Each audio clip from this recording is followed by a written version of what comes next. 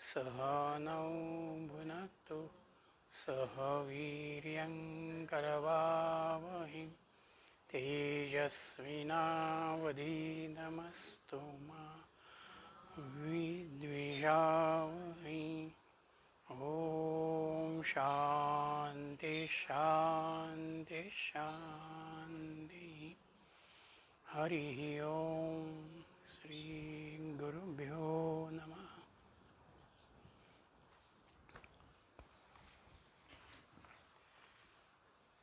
केनोपनिषदाच्या 3ऱ्या खंडामध्ये कथेच्या द्वारा ऋषींनी ब्रह्माचं स्वरूप आपल्या समोर ठेवलं.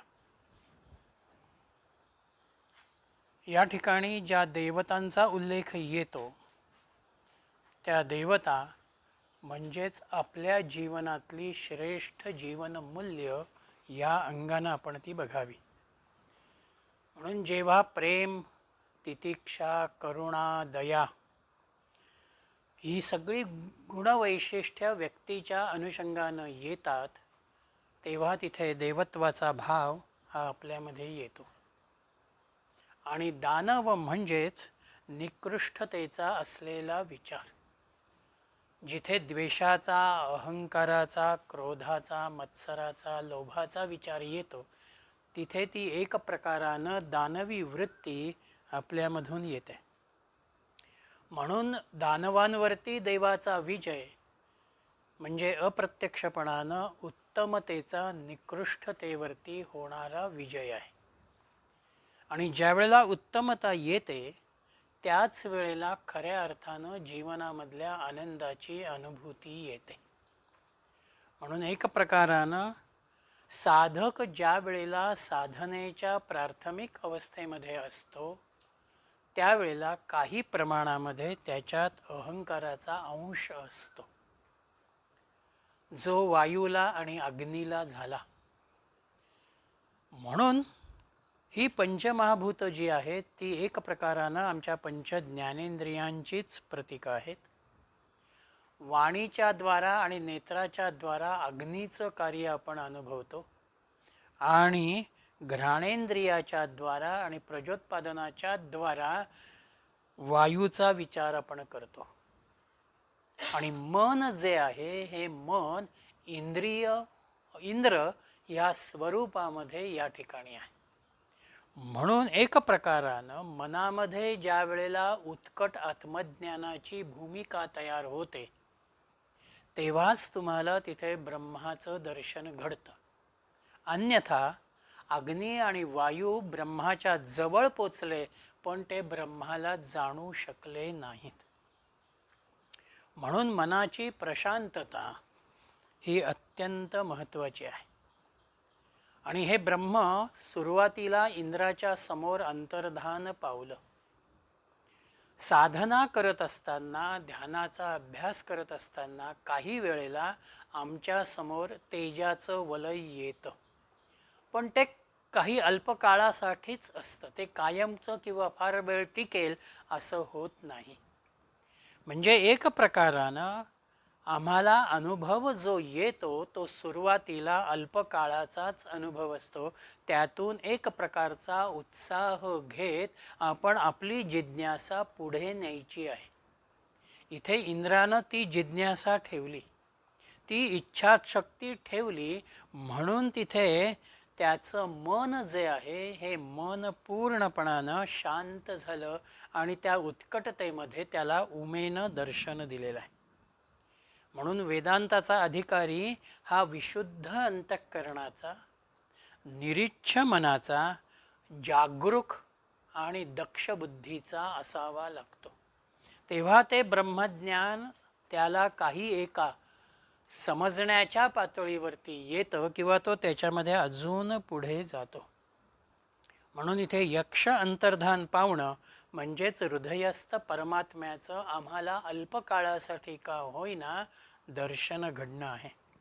आणि तिथे ब्रह्मविद्येची देवता उमा प्रगट होते. उमा प्रगट होणं म्हणजेच श्रुती तिथे प्रगट होणं आहे. श्रुती आम्हाला परमात्म दर्शनाचा भाव दाखवते. तुम्ही या पद्धतीनं जीवन प्रणाली स्वीकारा, या मार्गानं तुम्ही जा, म्हणजे तुम्हाला त्या ठिकाणी तो आत्मदर्शन होईल, ब्रह्मदर्शन होईल. म्हणून उमेचा उपदेश, उमेचं सांगणं जे आहे ते एक प्रकारानं मोक्षाकडे नेणारं, मोक्षाच्या अनुभवाजवळ नेणारं अशा स्वरूपाचं आहे. म्हणून इथे उमा हे एक साधन आहे. सगुणाचं मूर्तीचं स्वरूपाचं ते भाव आहे. आणि ब्रह्मदर्शन इंद्राला पुढे जे होतं तो भाव म्हणजेच आत्मशोधन, जे आपल्या प्रत्येकाचं अंतिम साध्य आहे.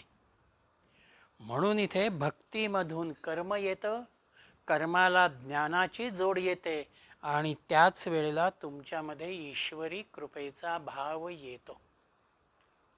म्हणून आत्मतत्वाच्या निकट आपण जे जातो ते एक प्रकारानं गुरूंच्या मार्गदर्शनामधून, श्रुतीच्या मार्गदर्शनामधून जातो. हा विचार या कथेच्या निमित्तानं ऋषींनी आपल्या समोर ठेवला. आणि चौथ्या खंडामध्ये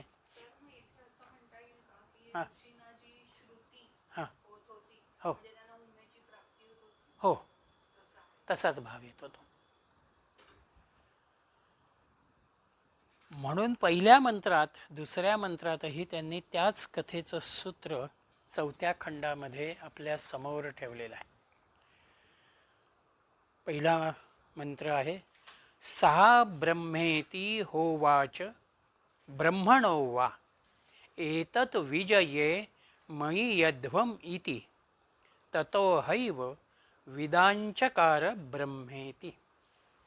गुरु म्हणतात की ती म्हणाली, म्हणजेच उमा म्हणाली की ते ब्रह्म होतं. खरोखर ब्रह्माच्या या विजयानं तुम्हाला मोठेपण प्राप्त झालेलं आहे किंवा तुम्ही विजयी झालेला आहात.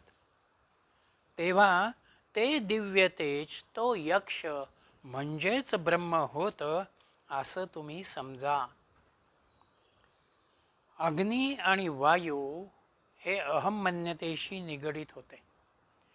म्हणून ब्रह्माच्या जवळ जाऊनही त्यांना त्याचा पूर्ण अनुभव आला नाही. अनेक वेळेला आपल्यामध्ये सुद्धा एक प्रकारची सात्विकता खूप असते. आध्यात्मिक अंगानं, पारमार्थिक अंगानं आपण खूप काही करतो, परंतु तरीही जर अनुभूती येत नसेल किंवा तो भाव आमच्यामध्ये शिल्लक निर्माण होत नसेल तर एक प्रकारानं अजूनही आपल्यात काहीतरी उणीव आहे, हा भाव त्या ठिकाणी आहे. इथे इंद्राला यक्षाचं अंतर्धान होणं आणि उमा त्याला त्या ठिकाणी प्रगट होणं म्हणजेच एक प्रकारचं मला कळलेलं नाही पण आता हिच्यामुळे मला कळेल, हा भाव त्याच्यामध्ये आलेला आहे. म्हणून जिज्ञासा, तितिक्षा ही आपल्यामध्ये अत्यंत महत्त्वाची आहे. जाणून घेण्याचा भाव कुठल्याही ज्ञानाच्या अनुषंगानं आपण ज्या वेळेला ठेवतो त्यावेळेला ते ज्ञान तुम्हाला त्या ठिकाणी अनुभवाला येतं किंवा त्याच्या प्राप्तीचा मार्गही तुम्हाला तिथे दिसतो. ही उमा कशी आहे तर उमा ऐश्वर्यानं नटलेली आहे. म्हणून इंद्राला दुसरा एक भाव इथे आला की अरे ही जर उमा एवढी ऐश्वर्य संपन्न असेल तर इंद्र म्हणून माझं जे काही ऐश्वर्य आहे तेही यापेक्षा कमीच आहे. म्हणून त्याच्या याच ऐश्वर्याचा भाव, अहमभाव हाही त्याचा त्या ठिकाणी कमी झाला.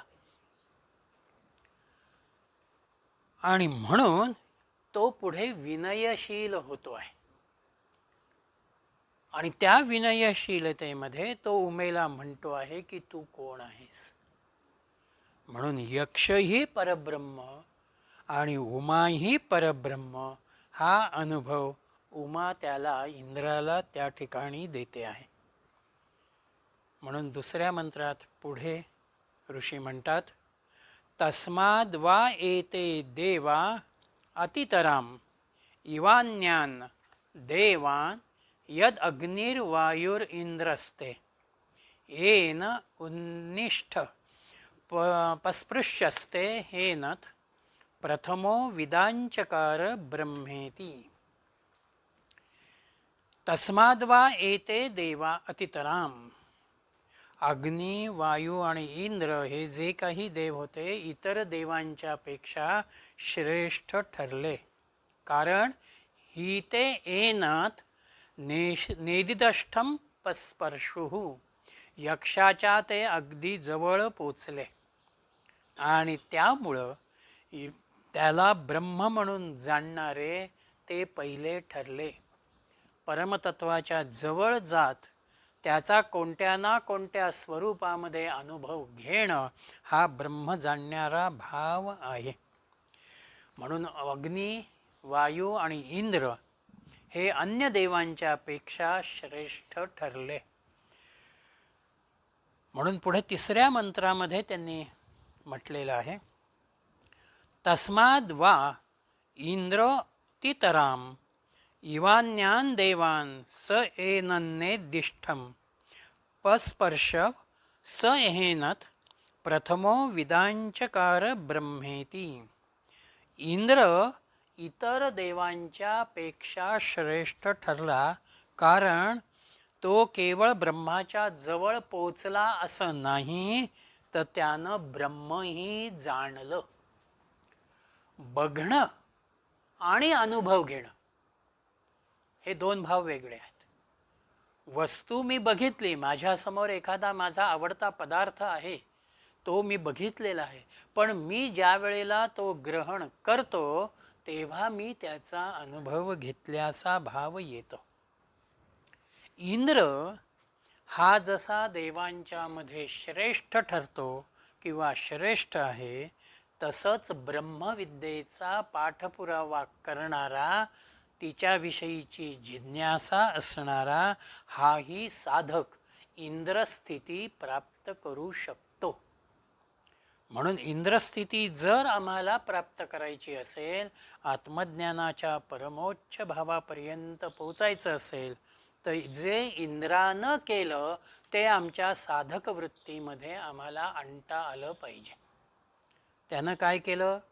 आकलनाची, जाणून घेण्याची जिज्ञासा दाखवली. त्याचबरोबर उमेदच्या समोर तो विनम्र झालेला आहे. म्हणून विनम्रता आणि निस्वार्थता ही आपल्यामध्ये यावी. आणि मला हे जाणूनच घ्यायचं आहे हा निष्ठात्मक भाव, यशाला प्राप्त करणारा भाव हा इंद्रामध्ये होता. म्हणून इंद्र हा सगळ्याच देवांच्या मध्ये ब्रह्मविद्या जाणून घेण्याच्या अनुषंगानं श्रेष्ठ ठरलेला आहे. आपल्यालाही गुरूंच्या द्वारा ब्रह्मानुभव येतो. म्हणजे एक प्रकारानं उमेचं स्वरूप गुरूंच्या माध्यमातून आमच्यासाठी व्यक्त होतं. आणि हा अनुभव गुरु आम्हाला देतात त्यावेळेला साधन काळामध्ये हा अनुभव सुरुवातीला अल्पकाळाचाच असतो. सातत्यानं निरंतरतेच्या अभ्यासामधनं तुम्ही त्याच्यामध्ये अधिक काळ आनंदी राहण्याचा पुढे प्रयत्न करता. म्हणून चौथ्या मंत्रामध्ये त्यांनी म्हटलं, तस्सैष आदेशो यदेतत् विद्युतो विद्युतता इति न्ययभीमीषदा इत्यधी दैवतम. ब्रह्माचे दृष्टांताच्या साह्यानं केलेलं हे वर्णन आहे. कोणता दृष्टांत आहे? विद्युत शक्तीप्रमाणे ब्रह्म तिथे प्रकाशित झाले, विद्युतो विद्युतता, आणि निमिषार्धात ते अदृश्य झाले. देवांच्या संदर्भामध्ये ब्रह्माचं हे तुलनेनं झालेलं वर्णन आहे आणि हे आधिदैविक स्वरूपाचं आहे. इथे त्यांनी ब्रह्माचा इंद्राला आलेला अनुभव हा अल्पकाळचा कसा होता हे सांगताना विजेचा दृष्टांत घेतला. वीज आकाशामध्ये चमकते, पण तिचा बघण्याचा आपला कालावधी आणि तिचा अस्तित्वाचा कालावधी हा क्षणभराचाच आहे. वीज चमकते आणि अदृश्य होते. मला ब्रह्मानुभवाचा भाव येतो आणि तो पुन्हा अंतर्धान पावतो. मग मला कुठं जाणवतं, अरे मी काहीतरी प्रकाशाचा झोत बघितला, तेजाचा झोत बघितला, किंवा माझ्या उपास्य देवतेला, माझ्या सद्गुरूंना मी त्या ठिकाणी चैतन्य स्वरूपामध्ये अनुभवलं. पण सुरुवातीला येणारा हा अनुभव अत्यंत अल्पकालीन अशा स्वरूपाचा. म्हणून त्या भागवतामध्ये सुद्धा नारदांचं जे चरित्र येतं ते नारद पहिल्या जन्मामध्ये दासीपुत्र म्हणून आहेत, आणि आई साधू संतांच्या त्या सेवेमध्ये, त्यांच्या तिथल्या असलेल्या आश्रमाची झाडलोट करणं, तिथली भांडी घासणं, त्यांची वस्त्र धुणं, या कामामध्ये ती आहे. नारदांना त्या आईबरोबर राहण्यानं त्या साधूंचा सत्संग मिळतो. कर्मवशामध्ये आईचा मृत्यू होतो, ते एकाकी होतात. त्यावेळेला साधू म्हणतात की तू नारायणाच्या चिंतनामध्ये राहा, तू आनंदात राहशील. तिथे ते जे नारायणाचं चिंतन साधूंच्या मार्गदर्शनानं सुरू करतात, साधू निघून जातात, पण ते त्यांच्या चिंतनामध्ये, अनुसंधानामध्ये राहतात. तेव्हा अल्पकाळासाठी त्यांना भगवंताच्या दर्शनाचा अनुभव येतो. आणि मग ते इतके कासावीस होतात आणि नारायणाला म्हणतात की मला हे दर्शन अल्पकाळाचं का बरं दिलंस? तेव्हा भगवंत म्हणतो, आत्ताचा तुझा हा अनुभव अल्पकाळाचाच राहणार आहे, तू असाच पुढे जा, पुढल्या जन्मामध्ये मी तुझ्याबरोबर अखंड आहे. म्हणून त्या दासीपुत्राचे पुढे ते नारद होतात पुढच्या जन्मामध्ये, आणि अखंड भगवंत स्मरणाचा, त्याच्या सहवासाचा ते अनुभव घेतात. म्हणून वीज जशी अल्पकाळासाठी येते, चमकते, तशाच पद्धतीचा तेजाचा, प्रकाशाचा, विलक्षणतेचा भाव आहे. त्याच्यात अजूनही एक व्यवहारातला दृष्टांत येईल, तो म्हणजे पोहताना पहिल्यांदा आपल्याला कोणीतरी तोल सांभाळणारं तिथे असतं, किंवा तो डोंबारी तारेवरचा, दोरीवरचा खेळ खेळताना सुरुवातीला सांभाळण्याचा एक प्रारंभिक भाव त्याच्यामध्ये येतो. तेव्हा तो काहीसा घाबरत असेल, थोडीशी हालचाल त्याची मर्यादित होत असेल, पण एकदा तो सराव त्याचा व्यवस्थित झाला की तो सहजपणानं त्याच्यामध्ये प्रावीण्य प्राप्त करतो. ध्यानाच्या अवस्थेमध्ये सुरुवातीला मनाचा समतोल टिकवणं, मनाला त्या ध्येयाशी, ओंकाराशी एकाग्र करणं कदाचित आपल्याला अवघड जाईल, पण सातत्यपूर्ण सरावानं त्या सत्तेचा, परब्रह्माचा अनुभव आपल्याला येतो आणि आम्ही तिथे व्यापक होत जातो. म्हणून इथे जे जे कोणी मनापासून साधन करतात त्या प्रत्येकाच्या साधकाच्या जीवनामध्ये हा विजेचा भाव क्षणभरासाठी सुरुवातीला येतोच. पण त्याच्यामधून आपण स्फुरण घेत, प्रेरणा घेत, मी योग्य मार्गावरती आहे असा भाव मनामध्ये ठेवत ते साधनाचं सातत्य आपल्याला कायम ठेवायचं आहे. म्हणून हा वीज चमकणं, हा अल्पकालीन अनुभव येणं, हा एक प्रकारानं अधिदैविक स्वरूपाचा भाव आहे. आणि म्हणून पुढे त्याच अधिदैविक भावामधून अध्यात्म भावाकडे ऋषी आपल्याला नेतात. म्हणून 5वा मंत्र येतो, हां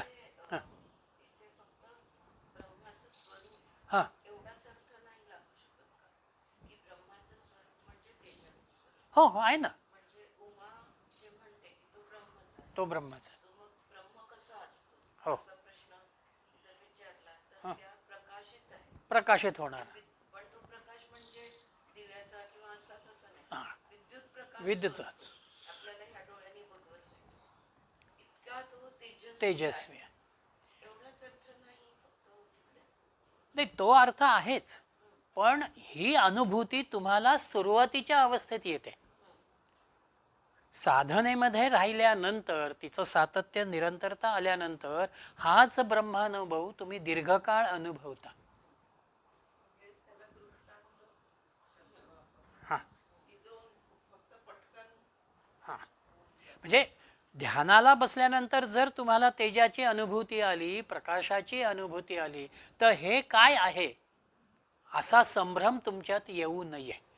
म्हणून ती अनुभूती, ते ब्रह्मच आहे, तुम्ही त्याच ब्रह्माचा अनुभव घेता आहात, हे सांगण्याचा भाव, असा भाव त्यांचा आहे. सुरुवात, काळ वाढत जातो.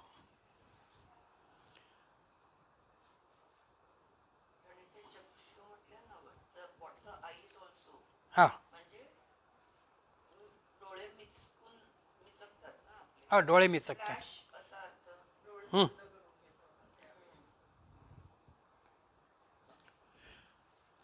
पाचवा मंत्र येतो. अथ अध्यात्मं यदेतत् गच्छति वच मनोनेय चैतत् उपस्मरत्य भिक्षणं संकल्पाः. देहस्थ आत्मा म्हणून त्याच्या अभिव्यक्तीच्या दृष्टीनं असं म्हटलेलं आहे की जसा एखादा ब्रह्मासंबंधी मनाने आणि मन जशी इच्छा करते तितक्या वेगाने विचार करतो. आता इथे गच्छती व आणि अभिक्षणम असे दोन शब्द वापरलेले आहेत. गच्छती व पहिल्यांदा वापरलं म्हणजे जणू काही बाहेर जातो.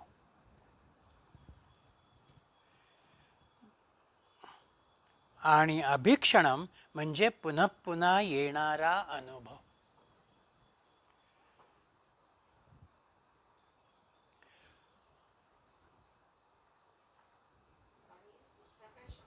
अभिक्षणम मनोनेन चैतत उपस्मरत्य अभिक्षणम संकल्पाः. पुन्हा पुन्हा. इथे संकल्प आला ह्याचाच अर्थ मनाचा तो धर्म आला. आणि सुरुवातीलाही त्यांनी तेच म्हटलं, मनोनेन म्हणजे वस्तूचं ज्ञान आपल्याला होत असताना आपली जी अंतःकरण वृत्ती आहे ती इंद्रियांच्या द्वारा त्या वस्तूपर्यंत पोचते. आणि वस्तूपर्यंत पोचल्यानंतर ती त्या वस्तूला व्यापते, तिच्याशी ती तदाकार होते. त्या वृत्तीमुळं आपल्याला त्या वस्तूचं ज्ञान होतं. म्हणून हा एक प्रकारानं व्यक्तिगत अनुभव प्रत्येकाचा आहे. जो जी वस्तू ज्या अँगलनं बघेल, ज्या दृष्टीनं बघेल, त्याला त्याच पद्धतीचा अनुभव त्या ठिकाणी येईल. याचाच अर्थ पुन्हा पुन्हा अभिक्षणम म्हणजे आपली वृत्ती एका वृत्तीतून दुसऱ्या वृत्तीत, दुसऱ्यातून तिसऱ्या वृत्तीत ही सतत जात राहते. एकातून दुसरा विचार, दुसऱ्यातून तिसरा विचार सतत आमच्या समोर येतो. म्हणून मनामध्ये विचारांचे तरंग म्हणा, विचारांची आवर्तन म्हणा, ही चालूच असतात. पण काही वेळेला असं होतं की एका विचारातून दुसरा विचार येण्याच्या मध्ये अल्पकाळाचा का होईना शांतीचा अनुभव येतो. याचाच अर्थ मन ज्या वेळेला विचारांपासून स्वतःला अलग करतं किंवा अलिप्त राहतं तेव्हा तुम्हाला आनंदाची अनुभूती येते. गाढ झोपेमध्ये मन पूर्णपणानं तुमचं अलिप्त झालेलं आहे. तुमच्या देहाशीही ते निगडीत नाही आणि ज्या व्यवहारामध्ये, दृश्यामध्ये आपण वावरतो तिथेही ते निगडीत नाही. म्हणून ती गाढ झोप, म्हणून ती शांतता, आणि त्या शांततेचा परिणाम किंवा अनुभव म्हणजे झोपेतून जाग झाल्यानंतर येणारी प्रसन्नता. इथे देहाच्या अंगानं चौथ्या मंत्रामध्ये त्यांनी विजेचा दृष्टांत देत क्षणभरासाठी का होईना हा एक दैवी अनुभव तुम्ही घेता. इथे मनाच्या अंगानं मन एका संकल्पातून दुसऱ्या संकल्पाकडे जात असताना जेव्हा ते अत्यंत रिकामं असतं त्यावेळेला जी येणारी तुमची अनुभूती आहे ती अनुभूती तुम्हाला त्या ब्रह्माच्या जवळ नेणारी अनुभूती आहे. देह नाशिवंत धर्माचा आहे, पण मन जे आहे ते मन मात्र त्या ठिकाणी कार्यरत राहणार आहे. म्हणून त्या मनाचा विचार, त्या अनुभवाचा विचार हा गती आणि संकल्प या अनुषंगानं येतो. म्हणून इथे त्यांनी वेळोवेळी सरकत जाणारे स्मरण या अर्थानं हा विचार या ठिकाणी दिलेला आहे. आपल्याही ठिकाणी मनाची गतिमानता, त्या गतिमानतेतून येणारे संकल्प, त्या संकल्पातून ज्ञानेंद्रिय आणि कर्मेंद्रियांचं होणारं कार्य हा एक प्रकारानं मनाच्या शक्तीशी निगडीत असलेला भाग आहे. अग्नीचा नुसता जरी संपर्क त्या लोण्याच्या पातेल्याला झाला की ते लोणी विरघळायला सुरुवात होईल. माशीची फडफड कशी आहे, आपल्या पापण्यांची फडफड व्हावी तशा रीतीची ती फडफड आहे.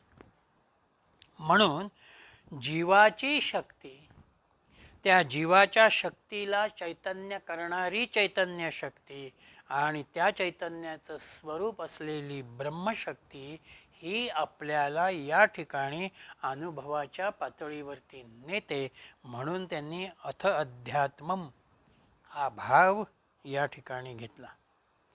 अधिदैवतावरती चौथ्या मंत्रातल्या चिंतनामध्ये त्यांनी ब्रह्माची सत्ता आम्हाला दाखवली आणि या पाचव्या मंत्रात अध्यात्माच्या अंगानं जाताना शुद्ध ब्रह्माचं स्वरूप त्यांनी आमच्या समोर ठेवलेलं आहे. म्हणून उपासनेतून मनाची भूमिका आपण विकसित करत नेतो. ते मन जेवढं मी माझ्या सात्विक विचारांशी निगडीत ठेवतो तेवढा जागृतीमधला, स्वप्नामधला किंवा सुषुप्तीमधला भाव हा माझा अधिक सात्विक होत जातो.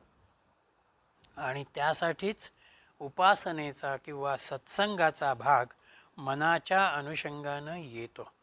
म्हणून मनानं आणि मन जशी इच्छा करेल, मनोनेन चैतत उपस्मरत्य भिक्षणं संकल्पा. मन जशी संकल्प करेल, इच्छा करेल त्याप्रमाणे ब्रह्माचा अनुभव हा तुमच्या समोर येतो.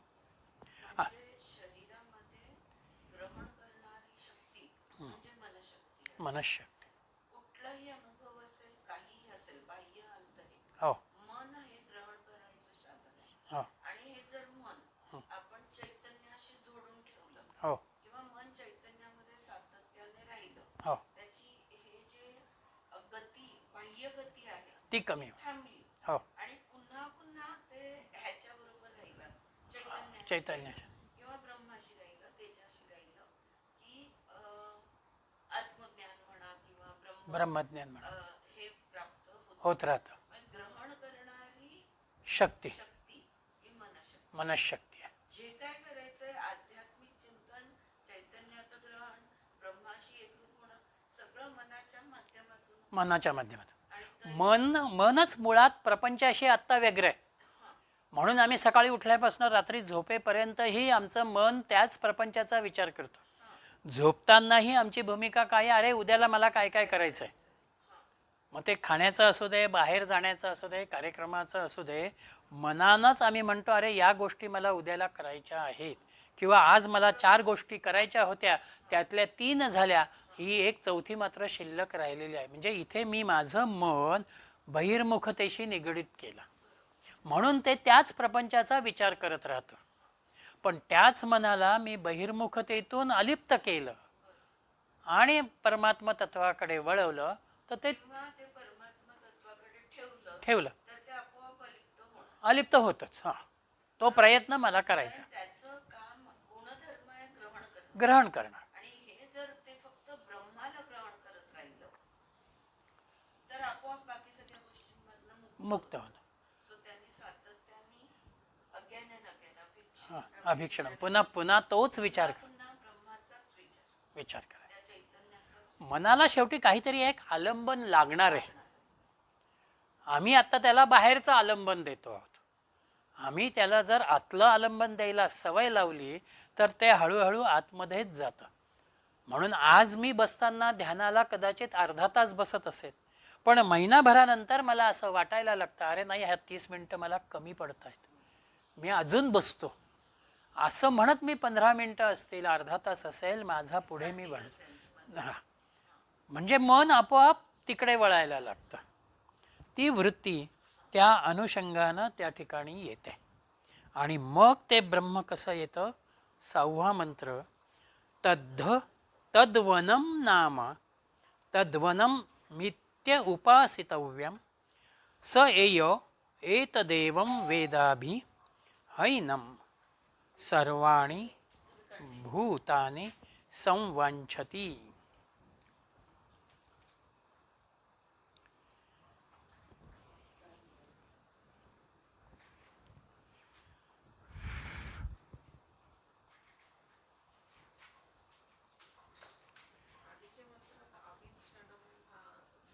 हां, पुन्हा हो, पुन्हा पुन्हा.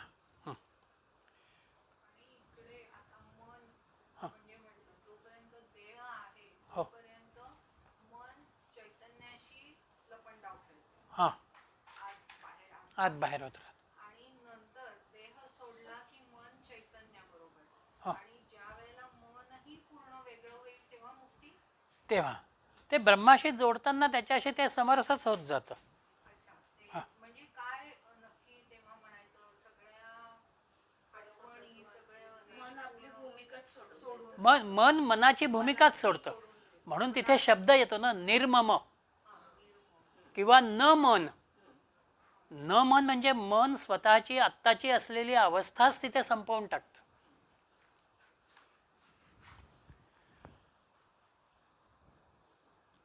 तद्वनम नाम, ते ब्रह्म तद्वनम म्हणून प्रसिद्ध आहे.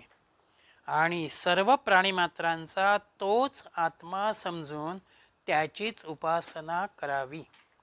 जो कोणी हे ब्रह्म आहे असे जाणतो तो सर्वांना प्रिय होतो. एनम सर्वाणि भूतानि संवाञ्छति. उपासना ही अध्यात्मदृष्ट्या अत्यंत महत्त्वाची आहे. कोणतीही उपासना आपण ज्या वेळेला आध्यात्मिक विचारधारेमधनं करतो, इथे तांत्रिक मार्गानं किंवा ब्लॅक मॅजिकच्या अंगानं जाणारी जी उपासना आहे ती उपासना इथे अभिप्रेत नाही. इथे सात्विक अंगानं जाणारी जी उपासना आहे तीच उपासना अत्यंत महत्त्वाची आहे. ह्या उपासनेनं काय होतं? आमच्यामध्ये काही एक चांगल्या संस्काराची, सातत्याची भूमिका मनामध्ये तयार होते. त्या उपासनेनं आपल्या अवतीभोवतीचं वातावरण किंवा उपासना करणारं जे आपलं स्थान असेल त्या स्थानाच्या वातावरणामध्ये एक चांगली स्पंदनं तिथे निर्माण व्हायला लागतात. आणि त्या स्पंदनांचा परिणाम नित्याच्या उपासनेला तुम्हाला अधिक पोषक होत राहतो. म्हणून तुम्ही तिथे पुढे जाता. म्हणून सामुदायिक उपासनेमध्ये सगळेच जण ज्या वेळेला एकाच विचाराच्या अनुषंगानं येतात त्यावेळेला त्या विचारांची, त्या साधनेची उंची आपोआप वाढते. आणि म्हणून उपासना ही सातत्यपूर्ण असणं हे अत्यंत महत्त्वाचं आहे. ह्या उपासनेमध्ये आपण आपलं मन प्रशांत करण्याचा प्रयत्न करतो. कारण माझा ओंकार असेल किंवा अन्य कुठलंही भगवंताचं नाम असेल, मी ज्या वेळेला सातत्यानं त्याचं उच्चारण करत राहतो तेव्हा मनही त्या अवस्थेशी, त्या विचारांशी यायला लागतं. म्हणजे उपासनेमधून त्या मनाला भक्तीचा एक संस्कार आपण देतो आणि ही भक्ती आम्हाला हळूहळू ज्ञानाकडे वळवते की ते परमतत्व मला जाणून घ्यायचं आहे, त्या परमतत्वाचा अनुभव मला घ्यायचा आहे. म्हणून तद्वन असा शब्द इथे ऋषींनी वापरला. तद्वनम नाम, तेच ब्रह्म तद्वनम म्हणून प्रसिद्ध आहे. परमश्रेष्ठ सत्य स्वरूपाचं, सर्वव्यापी असलेल्या परमात्म्याचं जे काही उपासना आहे, चिंतन आहे, तो भाव तद्वनम म्हणजे व्यापक होणारा, तुम्हाला व्यापक करणारा असा भाव त्या ठिकाणी आहे. वन म्हणजे समूह. आपण एखाद्या वनामध्ये ज्या वेळेला जातो त्यावेळेला त्या वनामधलं वातावरण कसं आहे, विविध स्वरूपाची फुलझाडं तिथे असतील, वेगवेगळ्या प्रकारची फळझाडं त्या ठिकाणी असतील. अशा सगळ्यांचा समूह त्या वनामध्ये वेगवेगळ्या वृक्षांच्या रूपानं, वेलींच्या रूपानं, फुलझाडांच्या रूपानं आम्हाला अनुभवाला येतो. तसं उपासनेमध्ये मी शाश्वत चिंतनाकडे वळतो आणि शाश्वत चिंतनामधून जसजसा माझा विचार अधिक सात्विक होईल तसतसा मी अधिक सात्विक बनत जातो. आणि अव्यक्त तत्व जे परब्रह्म तत्व आहे ते सर्वव्यापी आहे. म्हणून ते समूहामधून, या दृश्यामधून, व्यक्तिमात्रामधून मला अनुभवाला येतं. म्हणून मी माझ्यामध्ये ब्रह्मतत्व अनुभवत असताना त्या ब्रह्मानुभवाची अनुभूती मी बाहेरही बघतो. दृश्यातल्या वस्तुमात्रांनाही मी परमात्म तत्वाच्या जाणीवेमधनं, त्या दृष्टीमधनं मी बघायला लागतो. म्हणून शिवस्वरूप जे आहे, ब्रह्मस्वरूप जे आहे ते अव्यक्त आहे. आणि उमा जी आली, ही उमा व्यक्त स्वरूपामध्ये आमच्या समोर आली. सगुणाच्या अलंबनामधून आपण निर्गुणाकडे जातो, व्यक्तामधून आपण अव्यक्तावरकडे जातो. आणि एकदा आम्ही भगवंतावरती प्रेम करायला लागलो, ब्रह्मावरती प्रेम करायला लागलो की ते ब्रह्म आम्ही सगळ्यांच्यामध्ये बघतो, म्हणून सगळ्यांवरती प्रेमाचा भाव आमच्यामध्ये येतो. मग मला तुमच्याविषयीचा आदराचाच भाव राहतो, प्रेमाचा भाव राहतो. जरी तुमचं माझं पूर्वी काही वादविवाद झालेले असले, मन कलुषित झालेली असली, तरी आता त्या एका सात्विक संस्कारानं मी ते सगळं विसरून जातो आणि एका सात्विक भूमिकेनं आपण बघतो. म्हणून जो सगळ्यांशी समरस होतो तोच भगवंताच्या अनुषंगानं राहतो. म्हणून संतांचे शब्द आहे, ज्याचा सखा हरी त्याच्यावर विश्व कृपा करी. जो भगवंताचा होतो तो एक प्रकारानं विश्वाचाच होऊन जातो. आणि तो विश्वाचा झाला की गुरूंनी त्याला शेवटी असं म्हटलेलं आहे, आता तू पूर्णत्वाच्या पातळीवरती आलास किंवा त्याच्या निकट आलेला आहेस. माझी दृष्टी व्यापक झाली, माझा विचारही व्यापक झाला की मीही आपोआप व्यापक होतो.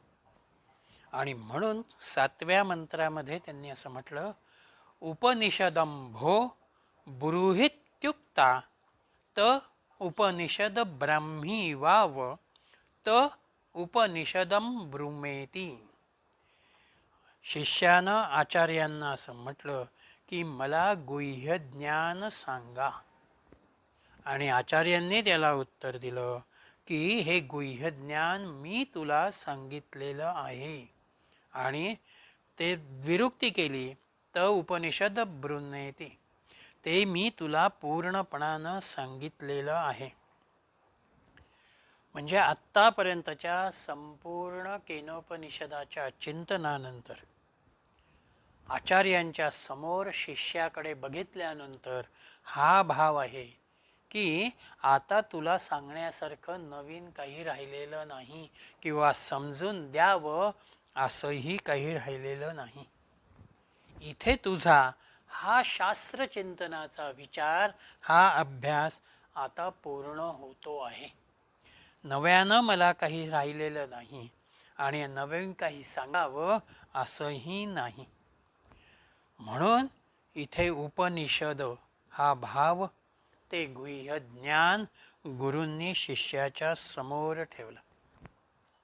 उपनिषद हा शब्द जो आहे हा उप अधिक नि अधिक सद याच्यामधून तयार झाला.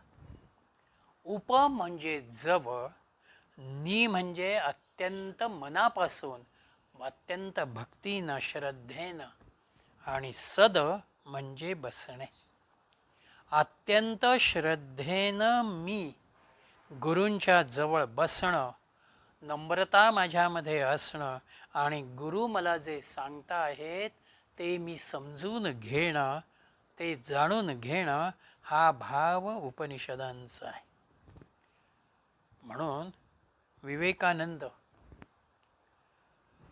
उपनिषदाच्या अनुषंगानं असं म्हणालेले आहेत. ते त्यांच्या अनेक मित्रांना, बरोबरीच्या मित्रांना नेहमी म्हणायचे की अरे तुम्ही जरा उपनिषद वाचत जा, उपनिषद समजून घेत जा. आणि त्या काळामध्ये मुलामुलींचे विवाह लवकर होत असत. म्हणून आपल्या मित्रांचे विवाह ठरलेले असतील त्यावेळेला त्या विवाहाला उपस्थित राहत स्वामीजी त्याला एखादं उपनिषदाचं पुस्तकच भेट देत असत.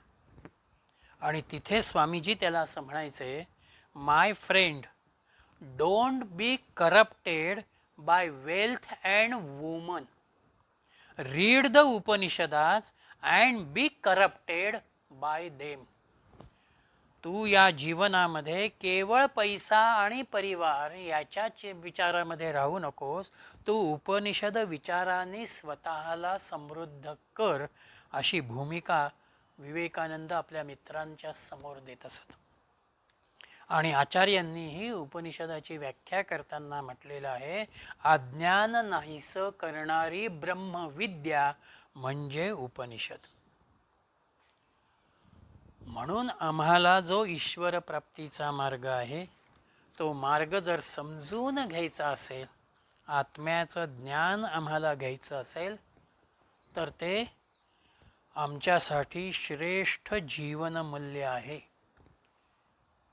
आणि या जन्माला आल्यानंतर मनुष्य जन्मामधलं तेच आपल्या प्रत्येकाचं जीवनध्येय आहे. बाकी अनेक मौल्यवान वस्तू या जगामध्ये असतील, पण त्या सगळ्या मौल्यवान वस्तूंच्या पेक्षा अजूनही श्रेष्ठ मौल्यवान वस्तू जर कोणती असेल तर ते आत्म्याचं ज्ञान आहे. मग त्या आत्मज्ञानासाठी आमच्यामध्ये साधना आणि तपश्चर्या असायला हवी. म्हणून 8व्या मंत्रामध्ये गुरूंनी शिष्याला असं म्हटलं की हे आत्मज्ञान तुला प्राप्त केल्यानंतरही तिथे तपश्चर्येचा, साधनेचा भाग आहे.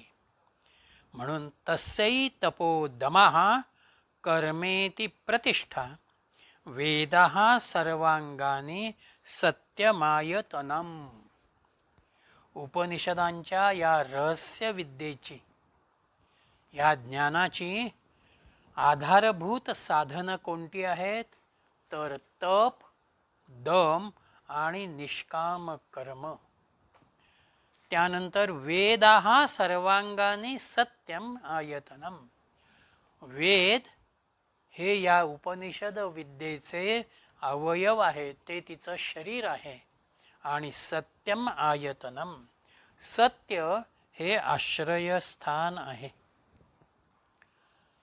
मला आत्ताला ब्रह्मविद्येविषयी माझी पाटी कोरी आहे, पण माझ्यामध्ये उत्सुकता आहे, जिज्ञासा आहे की मला ही आत्मविद्या जाणून घ्यायची आहे.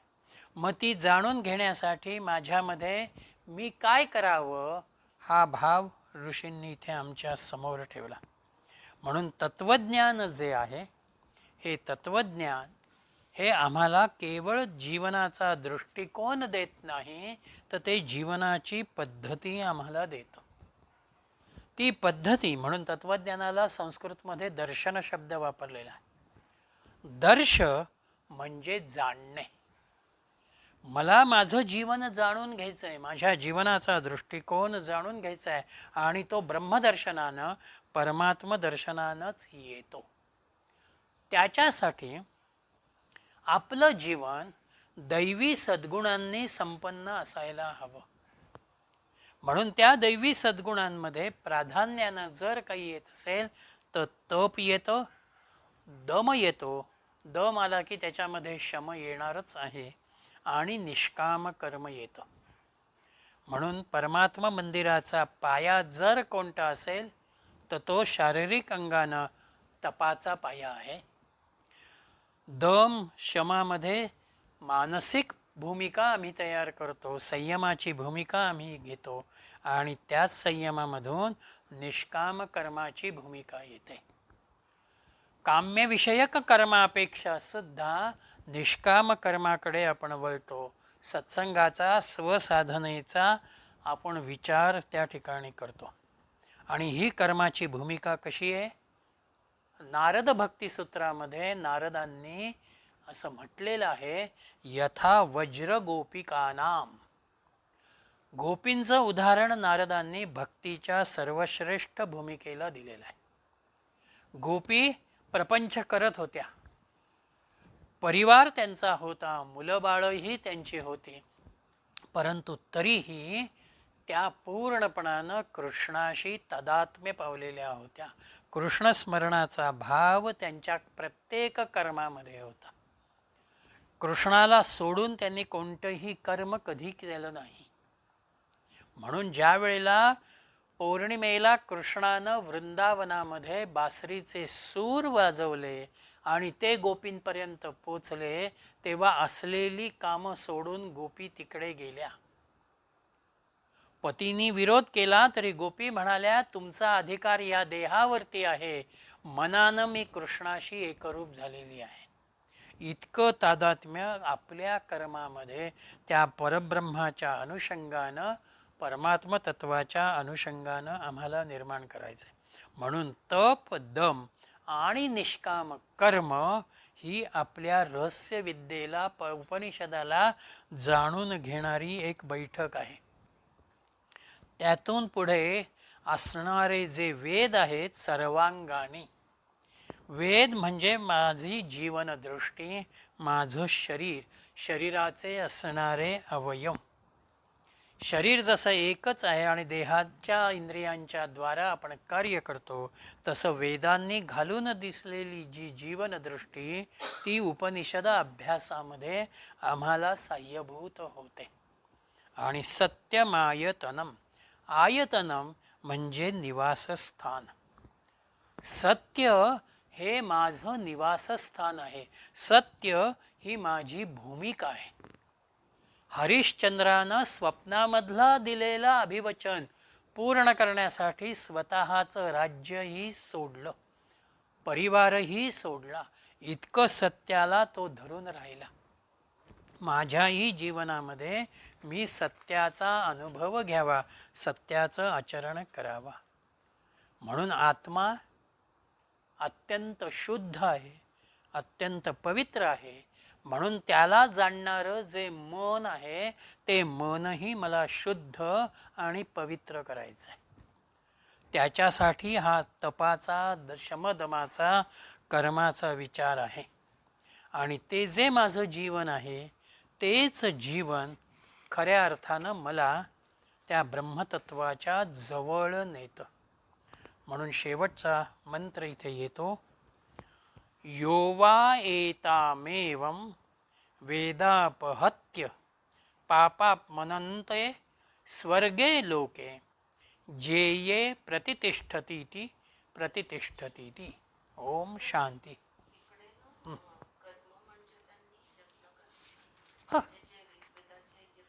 यज्ञाच्या अनुषंगानं येईल, पूजेच्या अनुषंगानं येईल ते. हां, कारण यज्ञामध्ये समर्पणच आहे. म्हणून त्या काळातल्या भूमिकेला अनुसार क्रिया कर्माचा भाग आला. ज्याच्यामुळं मला माझ्यातली सात्विकता जास्त विकसित होईल आणि अधिक ती स्थिर होईल, ते प्रत्येक कर्म हे त्या यज्ञाच्या अनुषंगानं येईल, पूजेच्या अनुषंगानं येईल. आपला वैयक्तिक असलेला ध्यानसाधनेचा अभ्यास असेल तो कर्माशी निगडित होईल.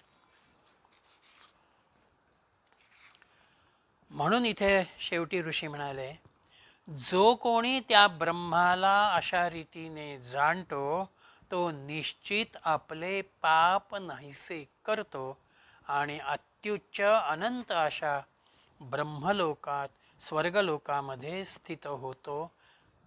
तो स्थितच होतो. इथे ऋषींचं दृढ कथन आहे.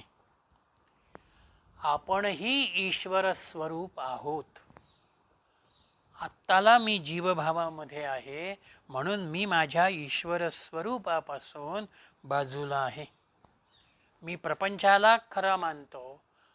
मी प्रपंचातल्या अनुषंगानं सुखाचा विचार करतो, परंतु वस्तुतः ते सगळं विपरीततेशी भ्रमाशी निगडीत आहे. म्हणून ईश्वरत्व आपल्यामध्येच आहे. एखाद्या स्त्रीचा गळ्यातला मौल्यवान रत्नहार हरवला असं तिला वाटतं आणि ती शोधत राहते. आणि खूप मौल्यवान वस्तू माझी हरवली म्हणून एका क्षणी तिला अत्यंत रडूसुद्धा येतं. तेव्हा तिचा नवरा असं म्हणतो की तू कशासाठी हा शोक करते आहेस, कशासाठी हे दुःख करते. तेव्हा ती म्हणते माझ्यातला रत्नहार मौल्यवान हरवलेला आहे. नवरा तिला असं म्हणतो तू तुझ्या गळ्याला हात लाव, रत्नहार गळ्यामध्येच असतो. तिला असं वाटतंय की माझा रत्नहार हरवलेला आहे. तसं आत्मानंद म्हणा, परमानंद म्हणा, ब्रह्म म्हणा, ते आपल्यामध्येच आहे. आम्ही ते गुरुकृपेनं जाणून घ्यायचं आहे आणि ते एकदा जाणण्याचा प्रयत्न केला की ती देवत्वाची जाणीव आपल्यामध्ये जागी होते. आम्ही तिला पुढे विकसित करतो. म्हणून वेदांताच्या द्वारा एक जीवनदृष्टी आम्ही स्वीकारली.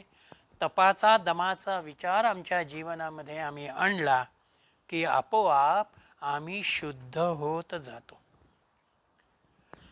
मी ज्या वेळेला माझ्या मुक्कामाच्या ठिकाणाला जाऊन पोचतो तेव्हा त्या मुक्कामाला जाईपर्यंत जे काही अडथळे आलेले असतील, ज्या काही अडचणी आलेल्या असतील, त्यांचंही आपोआप तिथे निराकरण होतं. तसं इथे मी परमात्म तत्वापर्यंत पोचतो याचाच अर्थ माझं मन शुद्ध होत गेलं. मन शुद्ध झालं म्हणून तिथे पापाचा विचारच राहिलेला नाही.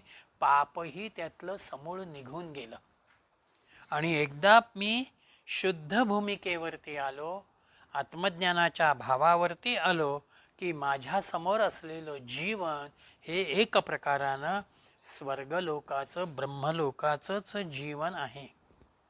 आपण अखंडपणानं तिथे आनंदाचीच अनुभूती घेतो. आनंदाशिवाय तिथे काहीही येत नाही. म्हणून सत्संग काय, उपासना काय, आत्मज्ञानाला समजून घेणारा श्रवणाचा भाग काय, आम्हाला आनंदपूर्ण जीवनाकडे तो नेतो. म्हणून निसर्गदत्त महाराजांनी असं म्हटलेलं आहे, तुम्हाला जर सुख हवं असेल तर सुखाचा शोध थांबवा. ज्या क्षणी तुम्ही सुखाचा शोध थांबवाल तुम्ही सुखी असाल. सुखाचा शोध घेण्यासाठी आपण बाहेर जातो किंवा बाहेर बघतो, पण मुळात ते सुख आपल्यामध्येच असतं. आपण त्याच्याकडे वळलं तर आपोआप त्या सुखाची जाणीव आपल्याला होते आणि तेच खऱ्या अर्थानं आपलं जीवन आहे. म्हणून केन म्हणजे कोण. कोणामुळे माझी वाणी बोलते, माझी इंद्रिय कार्य करतात किंवा माझं मन कार्य करतं, या एका प्रश्नाच्या अनुषंगानं ऋषींनी पुन्हा एकदा त्याच चैतन्य तत्वाच्या ब्रह्मतत्वाच्या सूत्राशी शिष्याला आणून ठेवलेलं आहे. जे जे म्हणून काही आपण करतो, बघतो, अनुभवतो ते शेवटी त्या ब्रह्माशीच निगडीत होतं. ईशावास्यम इदम सर्वम, ते ईशतत्वच सगळीकडे भरलेलं आहे. कोणामुळे हे जग निर्माण झालं आणि कोणामुळे माझा देह कार्य करतो, ह्या प्रश्नोपनिषदानंही आम्हाला ब्रह्माकडेच नेलं. आणि इथे मनाच्या अनुषंगानं ऋषींनी पुन्हा त्या ब्रह्माशीच आम्हाला निगडित केलेला आहे. असा हा केनोपनिषदाचा विचार आपल्या समोर आहे. सर्वात छान भाग म्हणजे उमा हे दृश्य हो, आणि शिवतत्व हे अदृश्य, अदृश्य दोन्ही पण ब्रह्मच, सगुण आणि सगुण आणि निर्गुणाचा भाग. पण ब्रह्मच, ब्रह्मस्वरूप. छानच. आपले हात नाही हलवत, आपले चष्मा चष्मा लावून माझा चष्मा कुठे, चष्मा कुठे. बाकी आहे. शेवटचे 2 श्लोक याच्यात नाही. सणावरतो. आत्ताचे 8 बरं, त्या पुस्तकात नाही आहे. ते पण त्यांनी म्हटलंय की इथे जर त्यांनी समाप्ती केली त्याची तर परत हे नंतर 2 श्लोक त्यांनी का दिले त्याची पण हा म्हणजे हा प्रश्न मलाही नाही कळला. हं.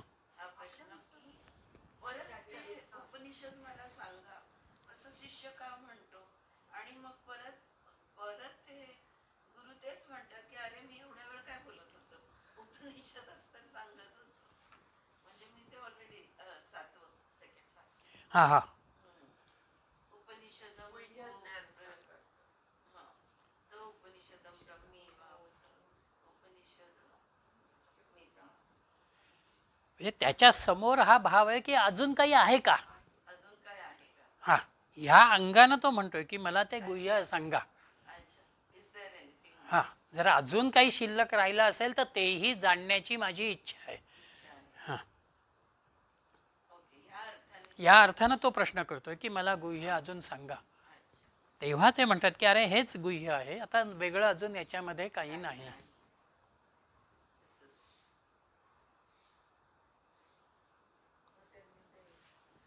तपदम आणि निष्काम हां, आणि वेदही त्याच्या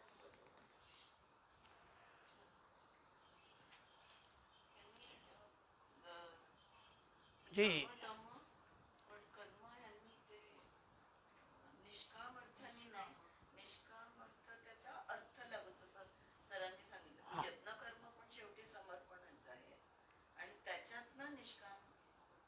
पण ऍक्च्युली जे काही यत्न कर्म केली जातात ती कुठल्या तरी काहीतरी प्राप्त करायला, हेतूच्याच अनुषंगाने. म्हणूनच त्याला यत्न हा शब्द. हो, मी काहीतरी समर्पित करते, त्याच्या बदल्यामध्ये मला मिळावं. राज्य द्या किंवा मूल द्या किंवा पाऊस द्या, जे काय असेल. सो हे एक काय गिव्ह अँड टेक आहे हो, गिव्ह अँड टेक आहे. ह्याच्यामध्ये. पण वैयक्तिक अंगानं जर गिव्ह असेल हा, तर तिथे त्या कामनेचा विचार फळाच्या अनुषंगानं मग पुढे येतो. विश्वात्मक भावनेतून तुमचं कर्म असेल तर तिथे विश्वकल्याणाची भूमिका आहे. म्हणून निष्काम शब्द जो आहे तो याचा अर्थ आपण जे जे काही कर्म करतो आहोत त्याच्यामध्ये माझा वैयक्तिक भाव नसावा, मी सर्वांच्याच कल्याणाच्या अनुषंगानं बघावं.